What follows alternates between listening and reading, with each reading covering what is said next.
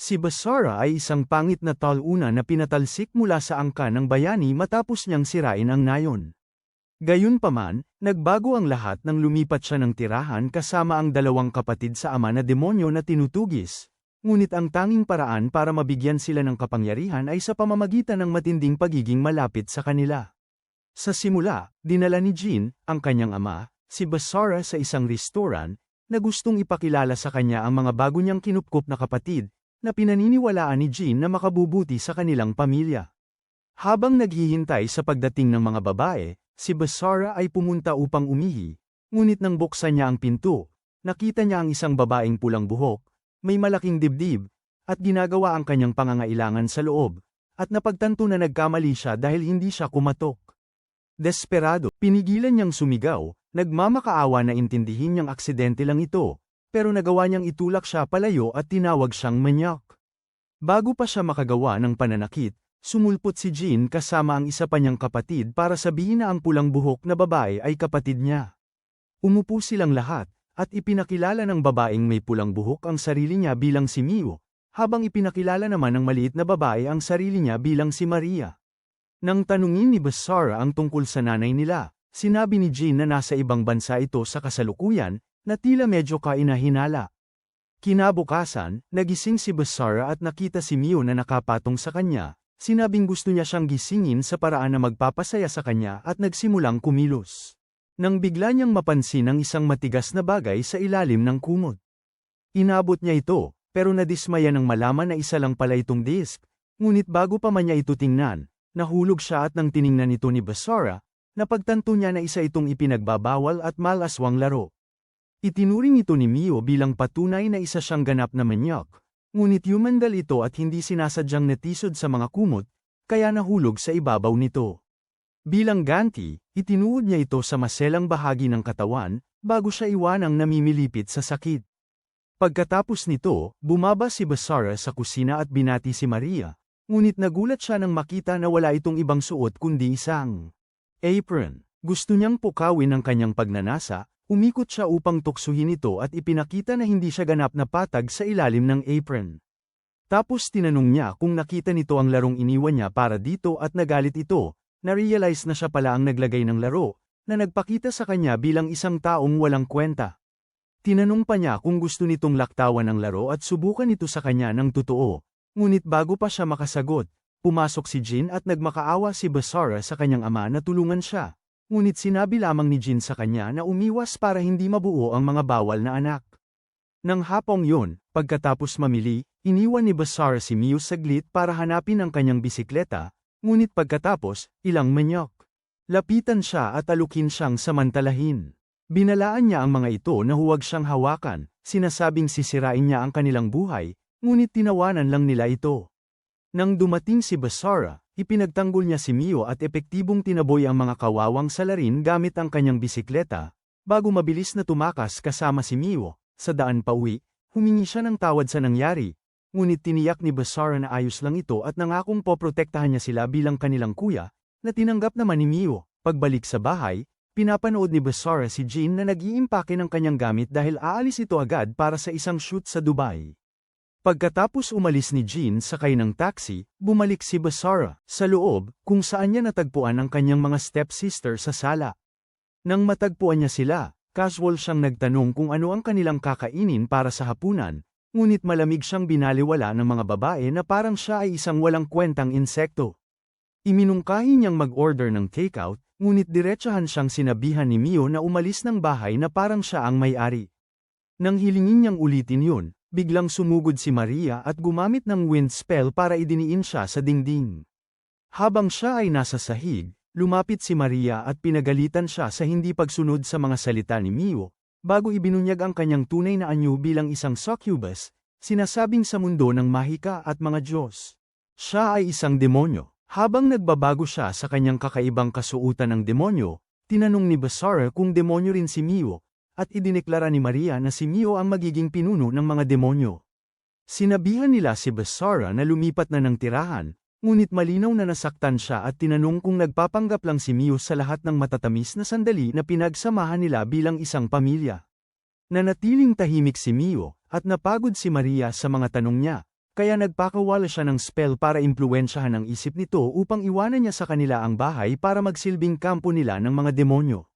Gayunpaman, sa kanilang pagkalito, nanatili si Basara nang utusan siyang umalis, at bigla siyang lumampas. At mabilis na gumalaw sa likuran nilang dalawa. Sinubukan ni Maria na tapusin siya, ngunit nagpatawag si Basara ng espada at madali niyang kinansela ang mahika nito. Pagkatapos ay ipinahayag niya na sa isang mundo ng mga Diyos at demonyo tulad niya, siya ay isang bayani. Ikinatwiran ni Mio na lahat ng bayani ay dapat nasa kanilang nakatagong nayon, ngunit tumanggi siyang magpaliwanag ng anuman. Lumapit siya upang tapusin sila, ngunit huminto sa huling sandali at sa halip ay sinabi sa kanila na umalis. Bumalik sa kanyang silid, nahihirapan si Basara na kontrolin ang kapangyarihan sa kanyang mga kamay, na nagdulot ng isang masakit na alaala. Nang kumalma na siya, tinawagan niya ang kanyang ama at inamin ni Jean na alam na niya at nagpapanggap lang, dahil pinapanood na niya ang mga babae bago sila lumapit. Sa kanya, ipinaliwanag niya na binabantayan ng angkan ng mga bayani si Mio, ang anak ng nakaraang Demon Lord na si Wilbert, na isang mapayapang tao.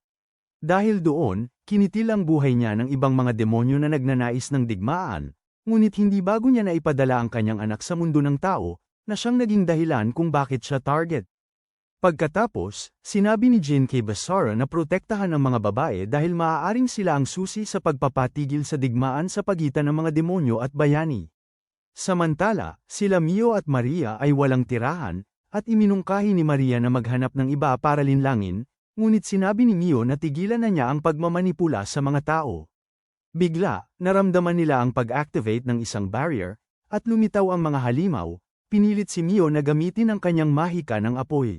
Habang dinadaig sila ng mga nilalang, gumamit din si Mio ng kidlat at ginapi ang tila huling Reaper Demon gamit ang kuryente, pero muling lumitaw ito sa likuran nila at naitulak siya mula sa bangin.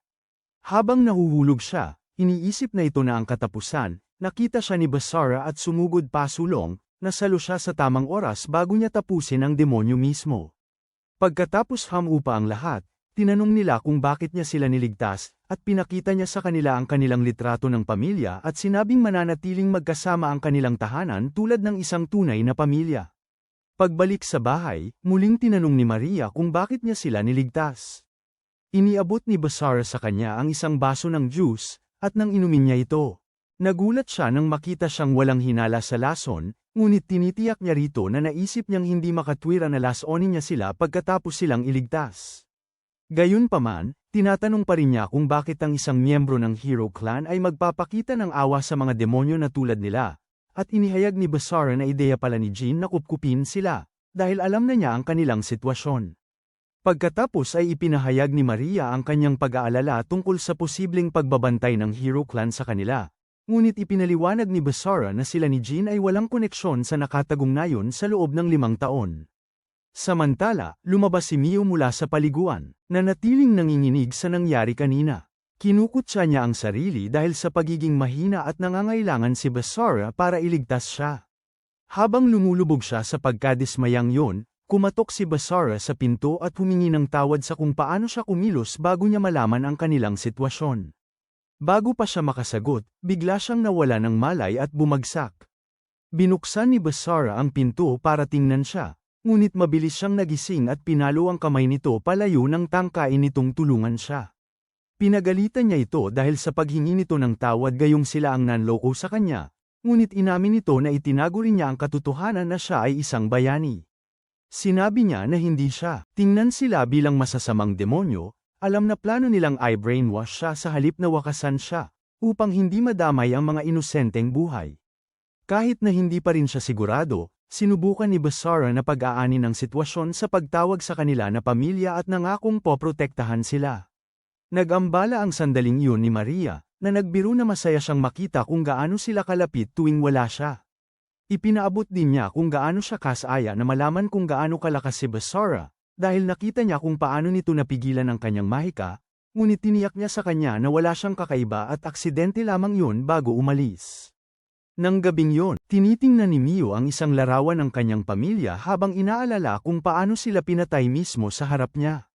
Biglang dumating si Maria upang kamustahin siya, at nag-usap sila kung dapat ba talaga nilang pagkatiwalaan sina Basara at Jean habang nagpapanggap na isang pamilya.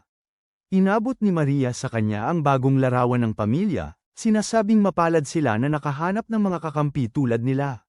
Bigla, may naisip si Maria at tinipon ang lahat sa isang sirkulong mahika na inihanda niya. Sinasabing dapat bumuo sina Basara at Mio ng isang kasunduan ng amo at tagapaglingkod.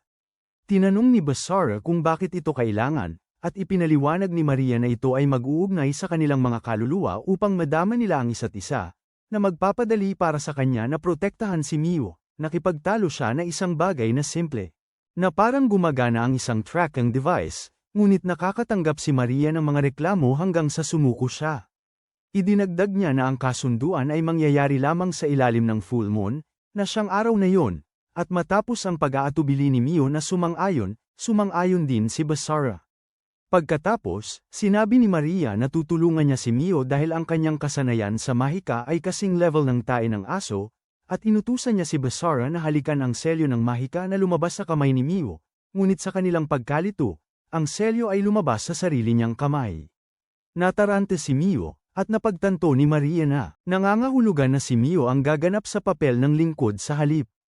Hinihimok siya ni Maria na tapusin pa rin ang kasunduan dahil pangunahin ito para sa pagsubaybay, ngunit tumanggi si Mio, sinabing hindi siya magiging lingkod ni Basara. Itinuro ni Basara na kumukupas ang selyo, ngunit bago pa nila maayos ang anuman, ito ay naglaho, at isang pamatok ang biglang humulma sa leeg ni Mio, na nagpahina sa kanya.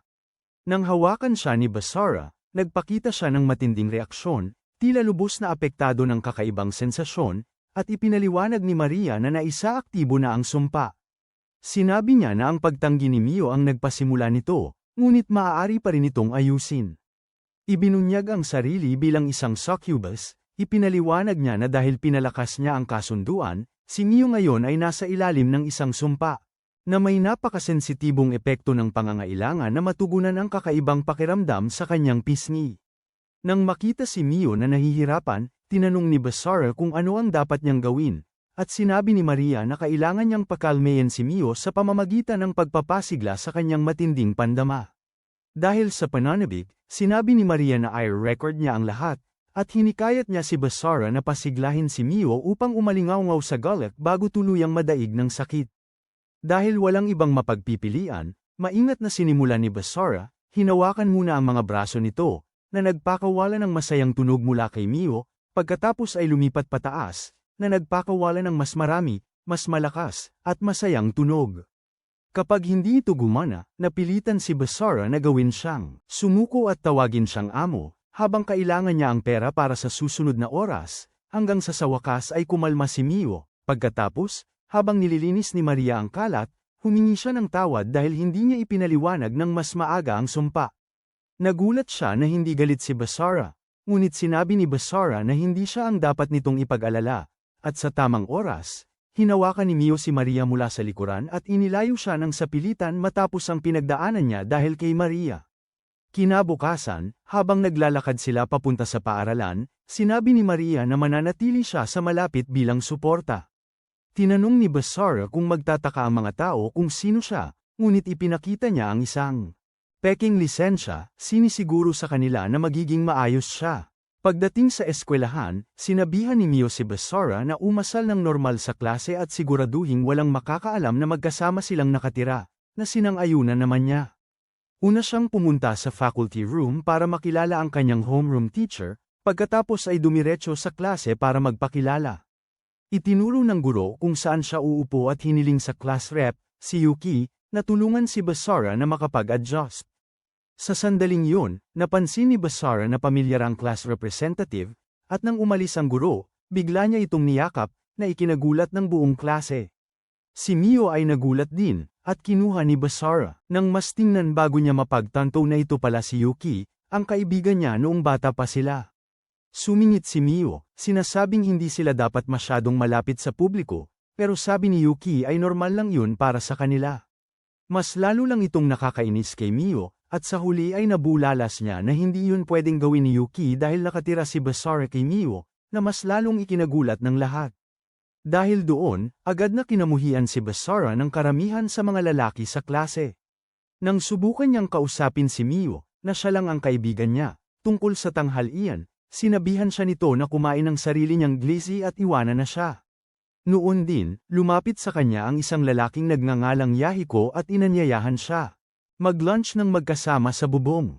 Nagreklamo si Basara na ngayon ay ayaw na sa kanya ng lahat, pero ipinaliwanag ni Yahiko na mas malala pa, dahil sina Mio at Yuki ang dalawa sa pinakamaganda sa paaralan, na gustong tikman ng bawat lalaki at ng kanilang mga tatay, kaya ngayon ay nagkaroon na siya ng mga kaaway sa lahat ng dako. Tinanong ni Basara kung bakit nakikipag-usap pa si Yahiko sa kanya kung maaari siyang madala sa gulo, pero sabi ni Yahiko, nahahabag lang siya sa pagiging kawili-wili ni Basara, at gusto niyang makita kung paano magiging takbo ng mga bagay, dahil mayroon siyang dalawa sa pinakamagandang babae sa ilalim ng kanyang makapangyarihang glizzy. Pagkatapos ng klase, nagkita sina Basara, Mio, at Maria, ngunit halatang malungkot pa rin si Mio, kaya tinanong ni Maria kung ano ang nangyari. Bago pa sila magkausap, dumating si Yuki at humiling na makausap si Basara ng mag-isa. Pumunta sila sa isang restaurant, kung saan umupo siya ng napakalapit kay Basara, at nagpasalamat siya sa pagpunta nito at sinabihan itong lumayo kay Mio simula ngayon. Alam ni Basara kung bakit niya ito hinihingi, at ito ay dahil si Mio ay isang S-rank target na binabantayan ng Nayon, ibig sabihin si Yuki ang itinalagang magbantay sa kanya. Samantala, palihim na nakikinig sina Mio at Maria at napagtanto kung gaano sila kapabayaan, na nagpadali para sa angkan ng bayani na subaybayan sila sa loob ng ilang buwan. Inamin ni Mio na dapat ay halata na si Yuki ay isang bayani nang banggitin nito na kaibigan siya ni Basara noong bata pa, ngunit masyado siyang abala noon. Habang nagsisimula siyang mag-alala na baka magtaksil si Basara sa kanila, biglang kumilos ang sumpa, nagdulot sa kanya ng matinding kiliti sa sensitibong bahagi ng kanyang katawan, na ayaw niyang magpatianod sa nararamdaman sa gitna ng restoran. Tumakbo palabas ng restoran si Mio, habang hinahabol siya ni Maria. Sa labas, tinanong ni Mio kung ano ang dapat niyang gawin kung patuloy siyang tinutulungan ni Basara, at sinabi sa kanya ni Maria, magtitiwala sa kanya, kahit iminumungkahi na tulungan siyang ma-release ang kanyang naipon na stress gamit ang ilang paraan na alam ng isang succubus. Sa loob, sinisikap ni Basara na kumbinsihin si Yuki na hindi banta si Mio at kaya niya ito pinoprotektahan, kahit wala na ang kanyang mga lumang kakayahan. Binanggit niya ang insidente 5 taon na ang nakararaan na nagdulot ng kanyang pagpapaalis mula sa Nayon, at sinasabi ni Yuki na hindi ito kasalanan niya, pero pinapabayaan pa rin niya ang kanyang sarili. Pero pagkatapos, sinasabi niya na hindi katulad niya. Iba si Mio dahil hinaharap niya ng direkta ang kanyang nakaraan at sumusubok na mamuhay ng pinakamainam, kung kaya't nais niyang protektahan siya. Nang sila ay lumabas, inamin ni Yuki na hindi siya comfortable sa pamumuhay nito kasama si Mio, dahil sa panganib na sumusunod sa dalaga. Sinabi niya na si Mio ay masyadong mahina upang ipagtanggol ang sarili mula sa mga demonyong humahabol sa kanya. Ngunit iginiit ni Basara na poprotektahan niya ito nang hindi isinasali ang angkan. Habang siya ay lumalakad palayo, biglang humugat ng espada si Yuki at inatake ang isang demonyo na lumitaw sa likuran nito. Ipinaliwanag niya na ang likas na kapangyarihan ni Mio ay umaakit ng mga ligaw na demonyo sa mundo ng tao, na nangangahulugang oras na lamang bago siya utusan na puksain ito. Binalaan niya na hindi siya magdadalawang isip, kahit pagawin itong kaaway niya si Basara. Pagbalik sa bahay, ipinaliwanag ni Basara ang lahat kina Mio at Maria, ngunit mas nakatutok sila kung bakit siya nagtagal kasama si Yuki. Nagbiro si Maria na akala nila ay may iba pa siyang dinidiskartihan, na magpapababa ng kanilang tiwala sa kanya, kaya nagtapos sa paghingi ng tawad si Basara. Upang patibayin ang kanilang relasyon, inayos ni Maria na sabay-sabay silang maligo, sinasabing makatutulong ito upang maging komportable sila sa isa't isa. Kahit patutol si Basara. Pinag-usapan niya ang paghuhugas ng likod ng bawat isa, at si Mio ang naunang gumawa nito, sinasabi sa sarili na hindi siya magpapatalo kay Yuki. Habang ginagawa ito, napansin niya ang mga peklat sa likod ni Basara. Ngunit patuloy pa rin sa paglilinis. Noon din, sinabi ni Maria sa kanya na umusad na sa susunod na hakbang, at ginamit ni Mio ang kanyang mga malambot na bahagi para linisin ang likod nito, habang naglalabas ng masayang tunog dahil sa pakiramdam. Sinubukan ni Basara pigilan ang kalokohan nito sa pamamagitan ng pagbanggit sa cake na dinala niya para sa kanila, ngunit naunahan na siya ni Maria at dinala ang cake sa banyo. Sa gitna ng kaguluhan, napunta ang cake sa kanyang mga braso na may ugat, at nilinis ng mga babae ang cake mula sa kanya sa paraang nagdulot sa kanya ng kakaibang pakiramdam. Dahil pagod na siya sa kanilang mapanuksong gawi, nagpa siya si Basara na baliktaran ang sitwasyon, at sa kanyang nangingibabaw na tindig, maskuladong bisig, at matinding lakas, ganap niyang pinamahalaan ang dalawang babae hanggang sa pareho silang bumigay.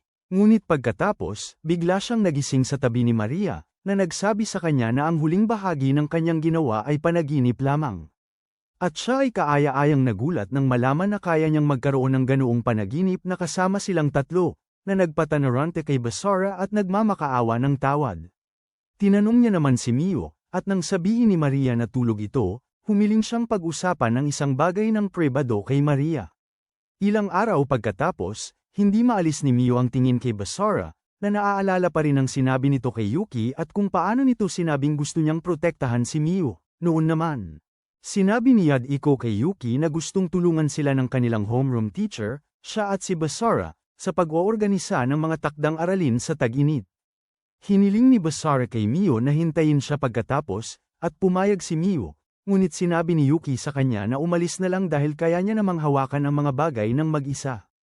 Ipinagpilitan niyang sundin ang kahilingan ng guro, na nagdulot kay Mio na isipin silang magkasama at nag-udyok sa kanyang koneksyon kay Basara sa publiko, dahilan upang siya ay himatayin. Dinala niya si Mio sa klinika, kung saan niya nakilala ang gwapang nurse ng paaralan, si Chisato, na nagpahayag kung paano niya sa wakas nakilala ang pinakasikat na lalaki sa paaralan dahil nakasama nito ang dalawang pinakamaiinit na babae, na iginiit ni Basara na isang pagkakamali. Binalaan niya ito na kailangan niya, para isaalang-alang kung sino ang kanyang mga kaibigan at kaaway bago lumayo, iniwanan siya ng susi. Nang makita si Mio na naghihirap pa rin, naisip ni Basara na tawagan si Maria para tumulong, ngunit hinawakan ni Mio ang braso niya at hiniling na manatili siya. Sa halip ay tinawagan niya si Yahiko para takpan siya kay Yuki, at sumang-ayon si Yahiko. Nang magsimulang bumuti ang pakiramdam ni Mio, tinanong ni Basara kung anong uri ng mga pag-iisip ang nag-udyok sa kanyang kondisyon, ngunit itinanggi niya ang anumang ganoon. Kalaunan, nakita ni Basara si Yadiko na nasa eskwelahan pa rin at pinasalamatan siya sa pagtulong kay Yuki, ngunit sinabi ni Yadiko na hindi niya nakita si Yuki at sinabi nito na gusto niya para bisitahin siya at si Mio. Bigla, namatay ang mga ilaw at napansin ni Basara ang mga ligaw na demonyo na pumapasok sa gusali. Agad niyang pinatulog si Yadiko para sa kaligtasan nito, pagkatapos ay nilabas ang kanyang espada at sinugpo ang mga demonyo. Kasabay nito, hinarap ni Yuki si Mio, na sinasabing kailangan nilang mag-usap. Nagtungo sila sa bubong, at hinarap ni Yuki si Mio at inihayag ang kanyang pagkakakilanlan bilang isang bayani. Sinabi niya kay Mio na lumayo kay Basara, ngunit tumanggi si Mio, na sinasabing hindi niya iiwan ang kanyang pamilya. Nang marinig yun, sinabi ni Yuki na wala na siyang ibang pagpipilian, at umatake siya, ngunit hinaranggan ito ni Mio gamit ang isang magic barrier at gumanti. Gamit ang mahika ng hangin. Lalong tumitindi ang laban habang nagpapalitan sila ng mas malalakas na atake, ngunit dahil mas malakas siya, nalusutin ni Yuki ang depensa ni Mio, ibinunyag niya na hindi na nakakalaban si Basara tulad ng dati, at ang paggamit ng kanyang espada ay nagdudulot pa rin sa kanya ng sakit dahil sa nakaraang insidente kung saan aksidenteng nasaktan niya ang sarili niyang mga kaalyado at napilitang lisanin ang sarili niyang nayon. Samantala, hinahanap ni Basara si Mio, nag-aalala na baka lumampas si Yuki sa limitasyon. Naaalala niya ang koneksyong mahika sa pagitan nila at ginagamit ito upang subaybayan ang lokasyon nito. Dahil doon, dumating siya sa tamang oras bago pa matapos ni Yuki si Mio, at pinagalitan niya ang dalawa sa sila dahil sa paglabag nila sa pangako ng tigil putukan. Sa sandaling yun, sumulpot ang isang nakamaskarang figura na nagngangalang Lars, kinukwestiyon si Basara sa pagpapakabayani at pagsisinungaling kay Mio. Inihayag ng estranghero ang katotohanan na si Basara at Maria ay lihim na humaharap sa mga ligaw na demonyo gabi-gabi hanggang umaga para kay Mio, upang hindi siya maging target. Sinubukan ni Basara na pigilan siya sa pagsasabi ng marami, ngunit madali siyang naitulak pabalik. Humingi si Mio ng kasagutan, at ipinaliwanag ng nakamaskarang lalaki na pinuprotektahan nila siya mula sa mga demonyong naaakit sa kanyang kapangyarihan, para hindi siya itakda ng angkan ng mga bayani para tuluyang alisin. Nang marinig ito, nakaramdam si Mio ng pagkakasala, ngunit lalo pa itong pinasama ng nakamaskarang lalaki sa pagsasabing kasalanan niya ang lahat at dapat niyang isuko ang kanyang kapangyarihan. Pagkatapos, nagpatawag siya ng demonyo sa likod ni Mio, at binunot ni Basara ang kanyang espada para protektahan siya, ngunit pinigilan siya ng alaala ng kanyang nakaraang trauma na sumalakay. Sa halip, humakbang siya sa harapan nito at siya ang sumalo ng tama, nagsilbing kalasag niya, na naging sanhi ng kanyang matinding pagkasugat. Habang si Basara ay nasa bingit ng kamatayan, kinutya siya ni Lars sa pagiging mahinang-mahina sa kabila ng pagiging mula sa angkan ng mga bayani. Isang galit na Yuki ang sumire sa demonyo at sumugod kay Lars, ngunit madali niyang naiwasan ang lahat ng kanyang. Kinumprante siya at sinabihan na mag-alala na lang kay Basara, sinasabing makikita niya si Michael Jackson pagsapit ng panahong matapos ni Yuki kay Lars. Binalaan din niya si Mio na ang pananatili sa mundo ng tao ay patuloy lang maglalagay sa iba sa panganib, at kung hindi siya aalis, maaaring piliin ni Lars na tapusin ang lahat sa isang iglap. Pagkatapos ay umalis siya sa pamamagitan ng isang portal. Nagtagumpay silang iuwi si Basara at mailigtas siya, ngunit hindi maalis sa isip ni Mio ang sinabi ni Lars, kaya lumabas siya para maglinaw ng isip. Nang magising si Basara, humingi ng tawad si Maria sa hindi agad niya pagdating at ipinahayag ang kanyang pagkamangha sa bilis ng kanyang paggaling. Sinabi ni Basara sa kanya kung paano sinanay ng matindi ang isang bayani na tulad niya mula pa nang siya ay medyo kinabahan at inalala ang nakaraan nang habang nagsasanay, inatake ang kanyang nayon na nagdulot ng pagkamatay ng mga tao. Habang malapit ng kitilin ng sumalakay si Yuki, humakbang si Basara at ipinukaw ang kanyang kapangyarihan, iniligtas siya, ngunit na trauma sa huli. Tinanong naman ni Basara si Mio, at inakala ni Maria na nagpapahinga ito, ngunit nang tingnan nila ang kanyang silid, nalaman nilang wala na ito. Sinisisi ni Maria ang sarili para dito, ngunit iginiit ni Basara na sundan siya, at ginamit nila ang kanyang kakayahang makatuntun para hanapin siya. Samantala, sa gubat, inilabas ni Mio ang kanyang malademonyong aura para akitin si Lars, nagpaplanong ayusin mismong mga bagay. Pagdating ng lalaki, hinamon niya ito at agad na umatake ng nagngangalit na apoy, sinundan pa ito ng sunod-sunod na atake na mabilis na umubos sa kanyang lakas. Nang lumabas itong walang gallows, sinubukan niyang muli, nagpakawala ng panibagong atake ng apoy, ngunit binalaan siya nito na kung magpapatuloy pa siya, susunugin niya ang bahay ni Basara. Nang marinig yun, sumuko siya at piniling magpatalo upang protektahan ito. Kaya pinigil ni Lars ang kanyang pagkilos at nagbukas ng portal papunta sa mundo ng mga demonyo, ngunit biglang lumitaw si Yuki. Nag-anyo si Yuki sa kanyang porma ng pakikipaglaban at inatake si Lars, sumusumpa na ipaghihiganti si Basara. Gayunpaman, lahat ng kanyang atake ay hinarang ng isang harang. Nagpalit siya ng taktika at naglunsad ng mas matinding atake, na nagpilit kay Lars na umilag sa pamamagitan ng pagtalon sa mas mataas na lugar. Gumanti siya ng malalakas na salamangka na halos hindi niya maiwasan, ngunit habang nagpapatuloy ang laban, nagsisimula siyang mapagod. Nang nagpapatawag si Lars ng malawakang pag-atake para wakasan siya, biglang lumitaw si Basara at pinutol ito gamit ang kanyang espada. Gamit ang kanyang pamamaraan, binuwag niya ang atake at pinalayo ito, saka sumugod kay Lars ng sunod-sunod na atake. At nang makita ito, sa wakas ay kinilala siya ni Lars bilang isang tunay na banta.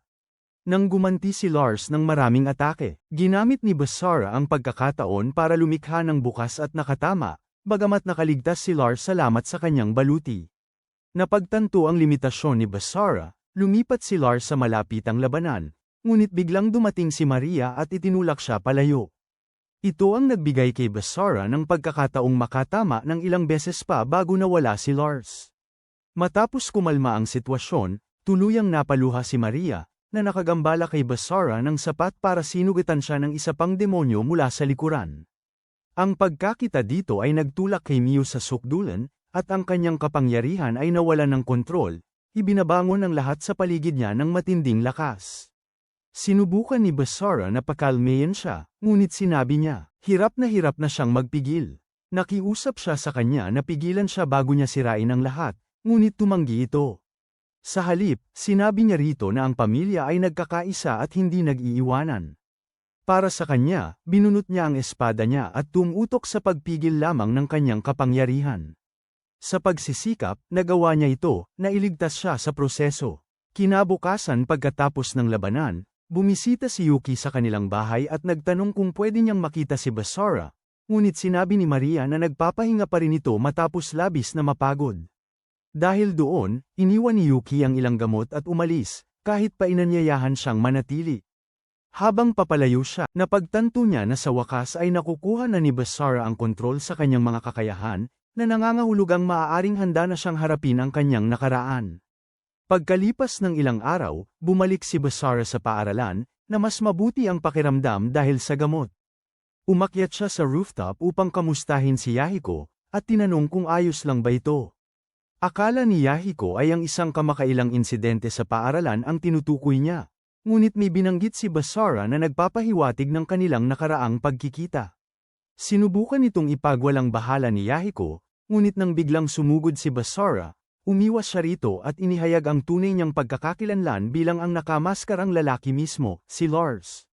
Naghahanda sila upang lumaban, ngunit si Basara, nagmumungkahi na magkaroon na lang ng kasunduan.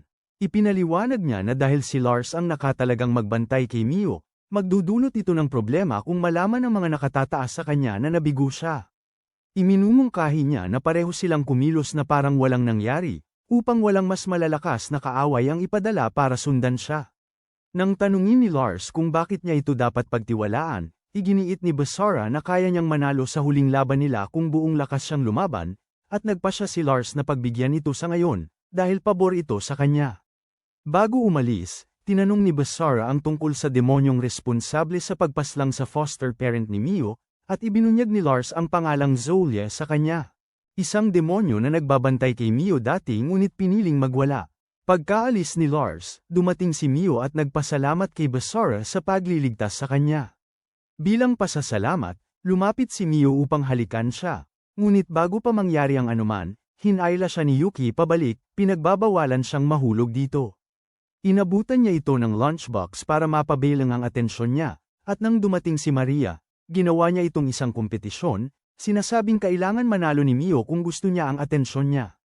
Habang nagtatalo sila, muling humandar ang sumpa ni Mio, at sinimula ni Maria na magmungkahi ng paggamit ng makapal na hotdog sa bento ni Mio upang mahikayat si Mio na buksan ang kanyang malapad ang mga labi upang tanggapin ng buong buo.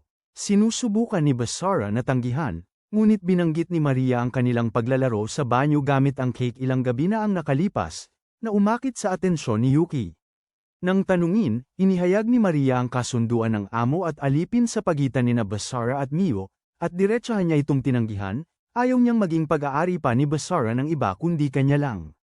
Samantala, abala si Jin sa pagtatrabaho sa isang lihim na bagay, at sinabi niya sa isang misteryosong tao sa telepono na bantayan si Basara at ang iba pa. Kinabukasan, nagising si Basara upang makita si Maria sa ilalim ng kanyang damit.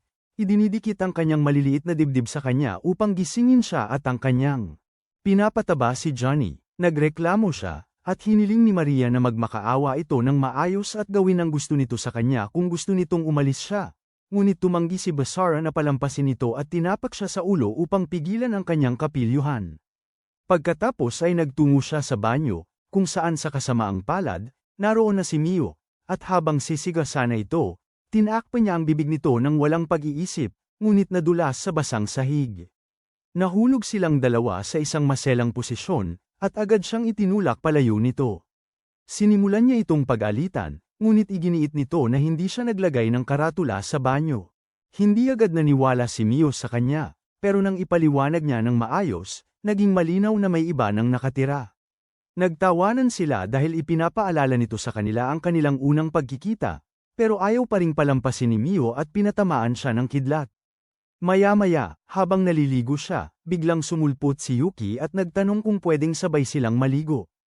Nahihiya si Basara, ayaw na makita nito ang kanyang buong katawan, pero iginiit niyang manatili, na sinasabing patas lang dahil nakapag-una na si Mio. Sa huli, iginiit niya ang kanyang kagustuhan habang casual na tinutulungan siyang maligo. Samantala, dumating si Mio sa pintuan upang humingi ng tawad sa kanyang sobrang reaksyon. Ngunit ang paliwanag niya ay nagpapalala lamang ng sitwasyon nang marinig ni Yuki kung paano siya inilagay ni Basara sa isang perpektong posisyon upang samantalahin. Pagkatapos, napansin ni Mio ang uniforme ng isang babaeng estudyante sa malapit at nagtanong tungkol dito. Natarante si Basara at sinubukan mag-isip ng palusot, ngunit pumasok si Mio dahil sa pagdududa at nahuli sila.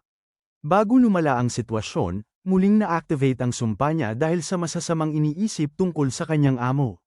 Dahil sa paparating na Callous One, lumitaw si Maria na may dalang kamera, ngunit mabilis na inilagay ni Basara si Maria sa loob ng shower at sinara ang pinto, at dinala si Mio sa kanyang silid.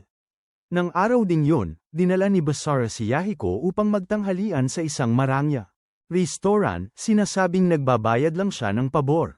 Habang kumakain sila, tinanong ni Yahiko kung siya nga ba talaga ang anak ni Jin at nang tanungin ni Basara kung kilala ang kanyang ama sa mundo ng mga demonyo, ipinaliwanag ni Yahiko na napakalakas ni Jin kaya maging ang nakaraang pinuno ng mga demonyo ay iniiwasang labanan siya.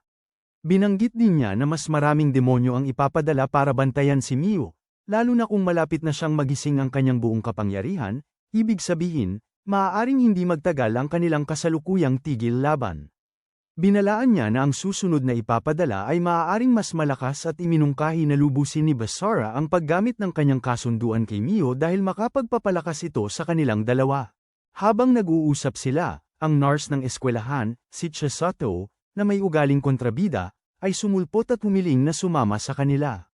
Pumayag sila, at ipinaliwanag niya na umalis siya sa kanyang upuan kanina dahil may nang istorbo sa kanya at may ipinipilit na ipatikim sa kanya na ikinailang niya. Natutuwa sila na nakaiwas siya doon, at sabay-sabay silang naghapunan. Pagkatapos ng hapunan, hinatid ni Basara pauwi si Chisato, at casual niyang binanggit na narinig niya ang usapan nila tungkol sa mga demonyo, mahika, at mga kapatid na malaki ang dibdib. Sinabi niyang tungkol sa laro lang ang pinag-uusapan nila. Ngunit mukhang hindi siya lubos na kumbinsido. Habang naglalakad sila, bigla niya itong niyakap na ikinagulat nito, at dahil doon ay napakawala siya ng saloobin tungkol sa kung paano siya gustong protektahan ng kanyang mga kapatid.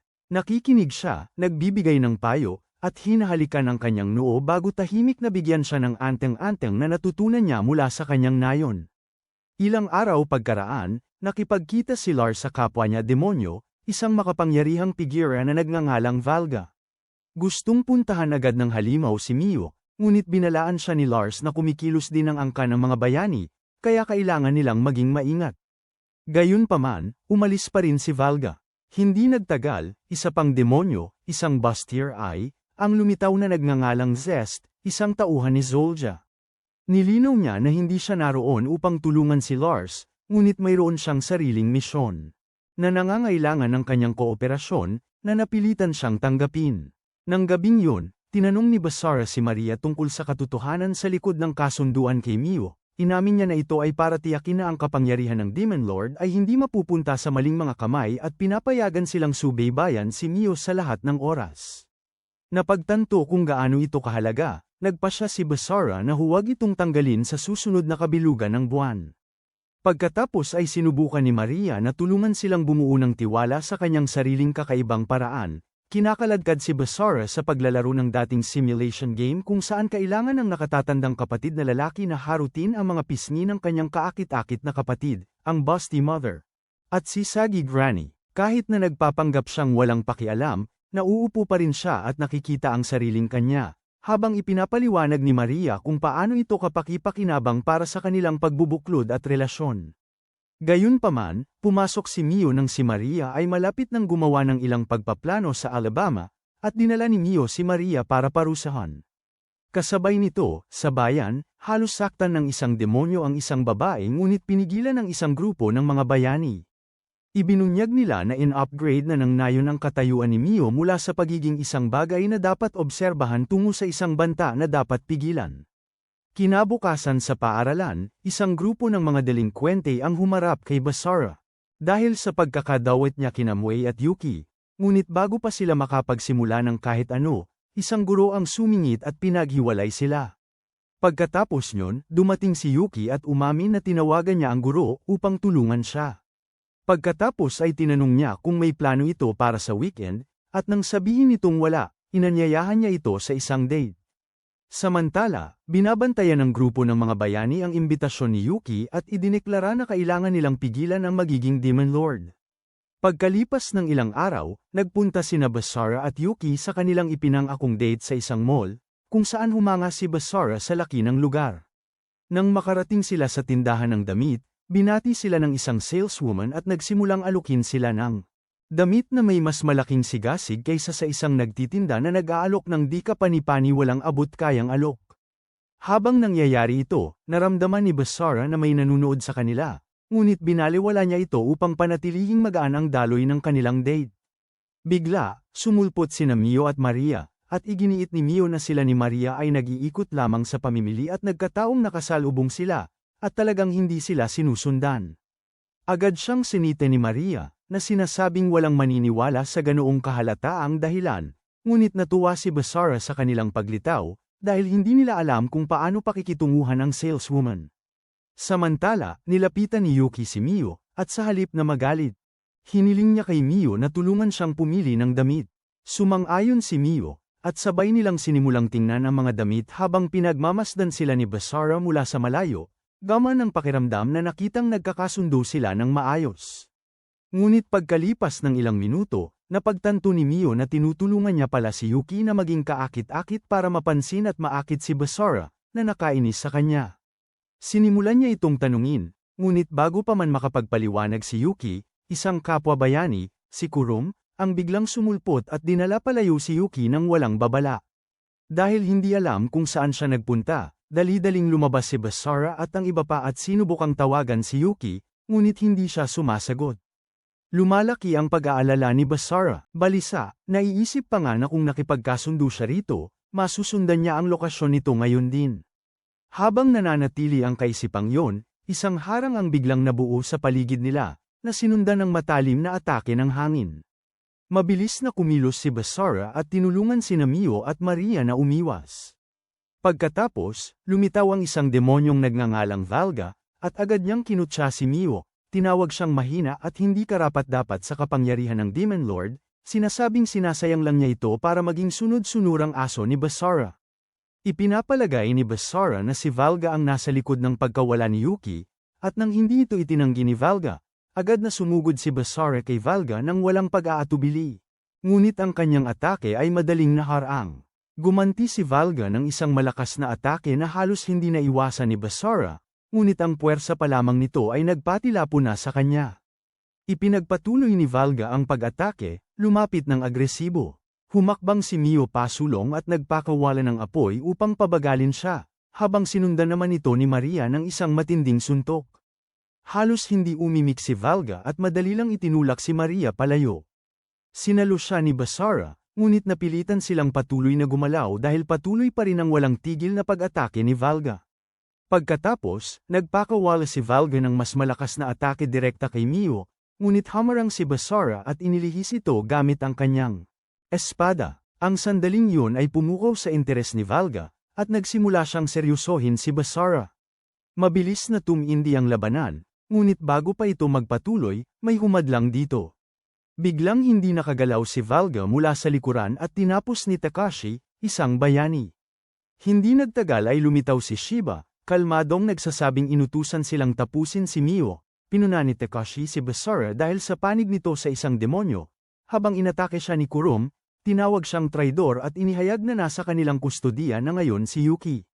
Nilinaw nila na hindi na itinuturing nakakampi si Basara, at hindi sila magdadalawang isip na ituring siyang kaaway kung makikialam siya.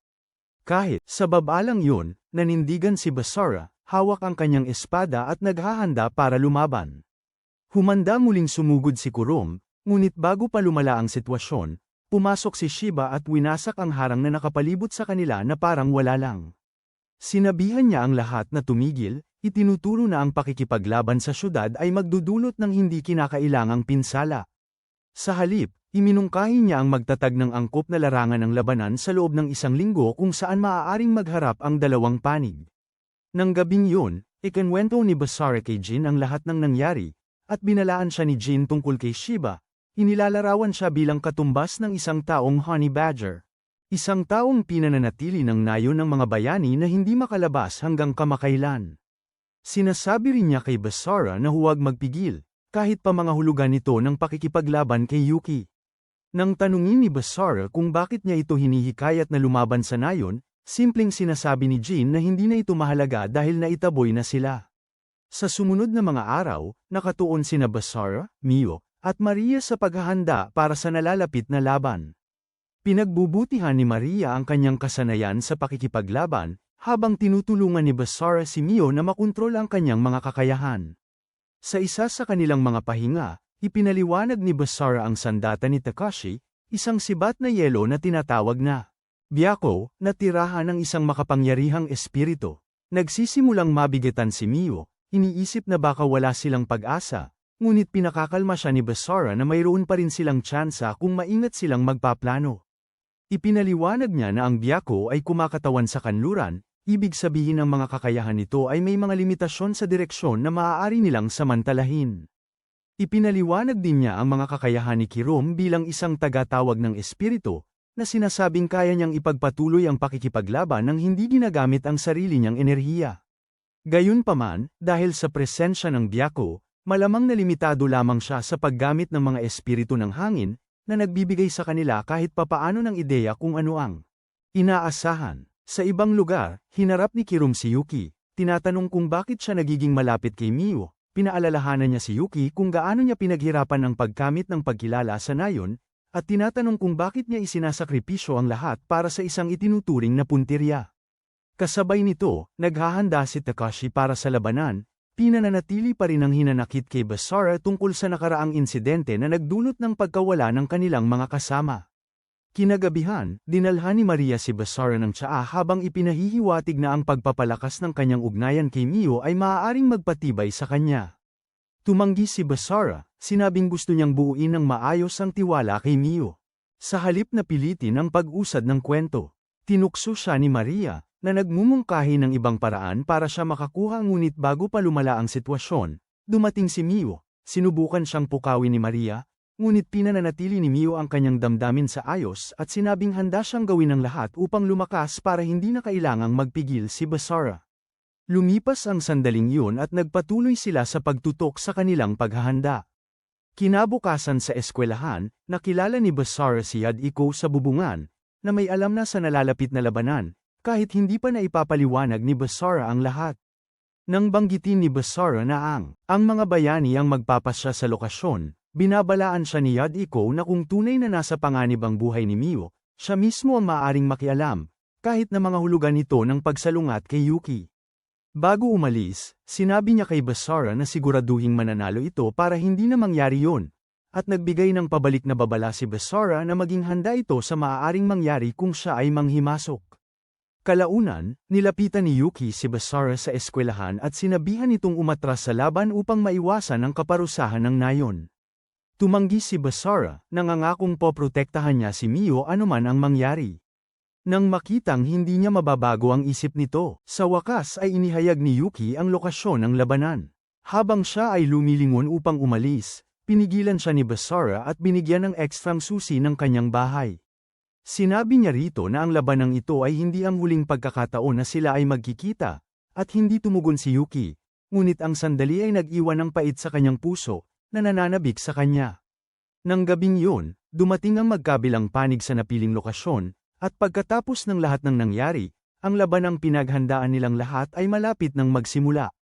Bilang panimula, ibinaon ni Takashi ang kanyang sibat sa lupa, at isang napakalaking mahiwagang harang ang kumalat sa buong lugar, na bumabalot sa lahat sa loob. Kasabay nito, naglaho si Shiba, iniiwan ang larangan ng digmaan sa kanila. Nang tanungin ni Basara kung bakit niya ipinadala palayo si Shiba, ipinaliwanag ni Takashi na ayaw niya itong manghimasok. Unang kumilos si Takashi, hinati ang isang kalapit na poste ng ilaw bago nagkabanggaan ng talam kay Basara. Agad namang lumundag sina Mio at Maria upang suportahan si Basara, nagpakawala ng mga atake ng Mahika patungo kay Takashi habang sumusugod ito sa kanila. Kasabay nito, tinarget ni Kurom si Basara gamit ang isang malakas na buhawi, ipinadpad siya sa kabilang panig ng larangan ng digmaan.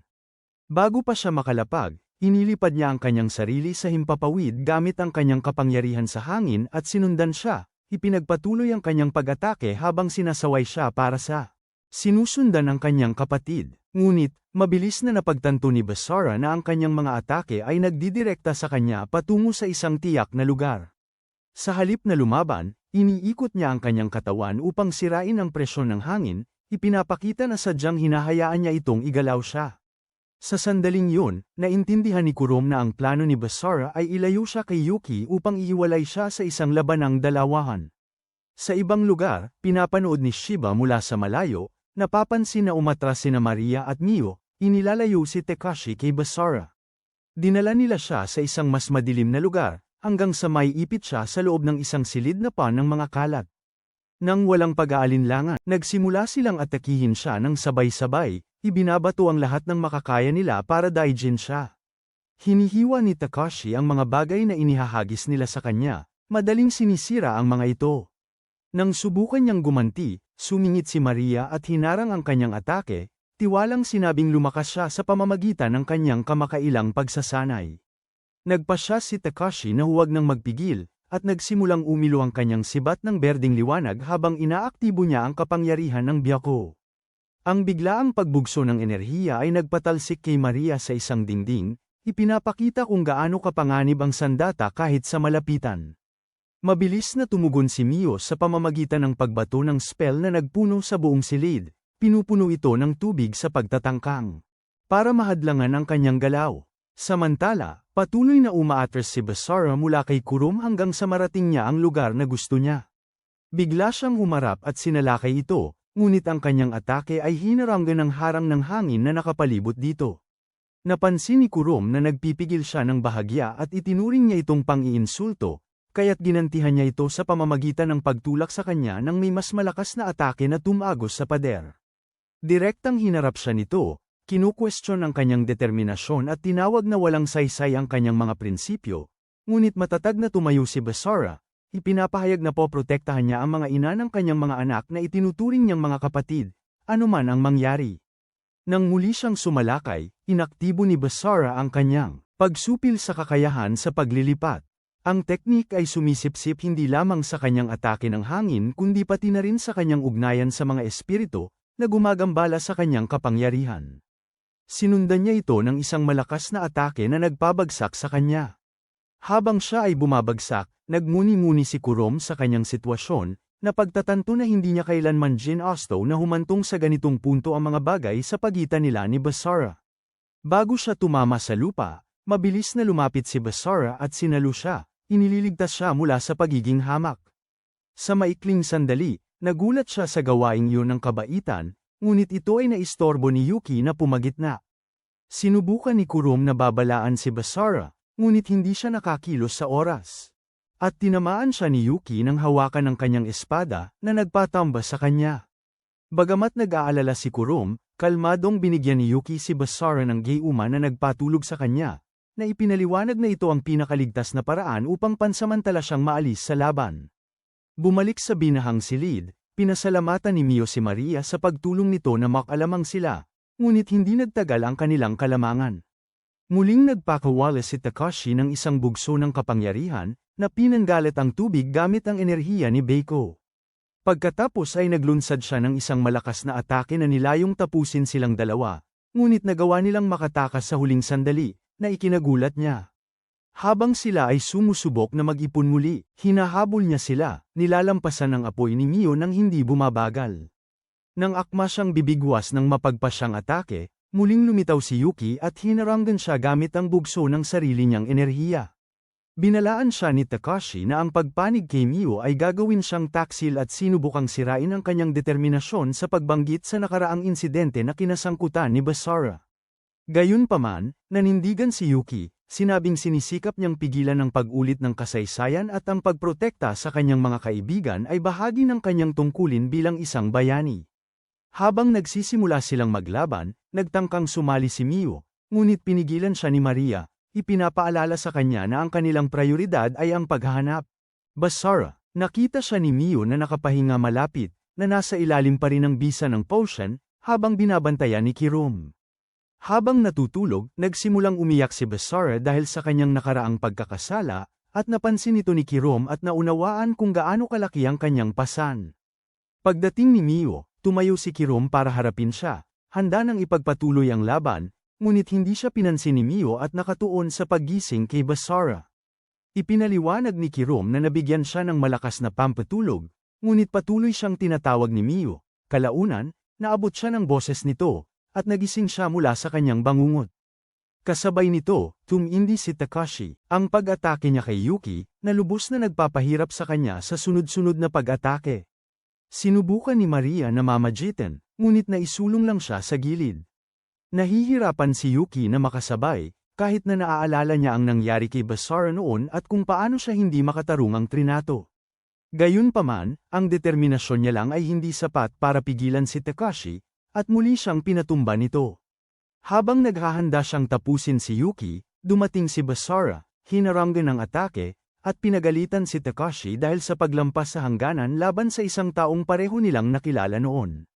Nang bahagyang magpabeya si Basara, agad na umatake muli si Takashi, sa pag-aakalang natagpuan na niya. Isang pagkakataon, gayunpaman, madaling naiilaga ni Basara ang bawat atake sa pagkakataong ito.